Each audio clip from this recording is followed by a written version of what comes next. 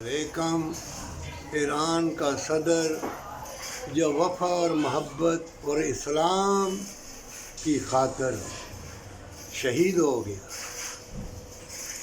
اس کی ایسی خدمت قربانی ہمیشہ یاد رہے گی۔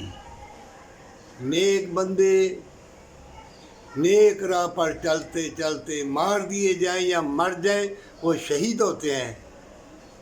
اور جو بڑے بڑے علم والے ایک نماز نہیں پڑھی تو دوزخ میں جائے گا، سبسکرائبر نہ کرو گے تو یہودی ہو جاؤ گے۔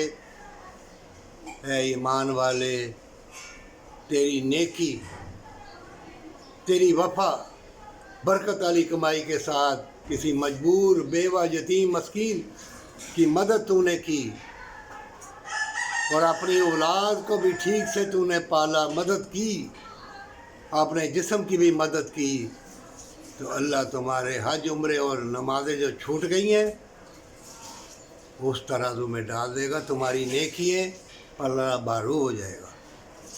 جو یہ کہتے ہیں نمازیں اتنی چھوٹ گئی، کافر ہو گیا مومن کی، تو وہ قرآن میں اللہ نے کہا ہے مومن کی اور مسلم کی پہچان یہی ہے کہ وہ نماز نہیں پڑھتا اور مومن نماز پڑھتے۔ اگر تمہاری تقدیر میں لکھا ہو نماز نہ پڑھنا تو وہاں تم کیا کرو گے؟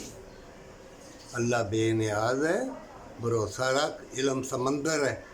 چھوٹی چھوٹی باتوں کے اوپر آ کے اپنے آپ کو ذلیل تو تم لوگوں نے کر لیا، بے حیائی کا لباس پہن کے، اور کھانے پینے والی چیزیں نایاب ہو گئی، اس سے لٹ رہی ہیں، آدھی آدھی روٹی کے پیچھے اس سے لٹ رہی ہیں، اور بچانے کوئی نہیں گیا، سب مردہ ہو گئے ہیں۔ دنیا کے طلبگار کبھی جنگ نہیں لڑیں گے، اگر جنگ مسلط ہو بھی گئی تو صرف مریں گے بس۔ شہادت کا درجہ اسی کو ملے گا جو اللہ کی رضا کے لیے شہید ہوتے ہیں، جو اپنے منہ سے لقمہ نکال کے دوسروں کے منہ میں ڈالتے ہیں۔ اگر وہ مر جائیں تو وہ بھی شہید ہے، اور سچی توبہ کے ساتھ۔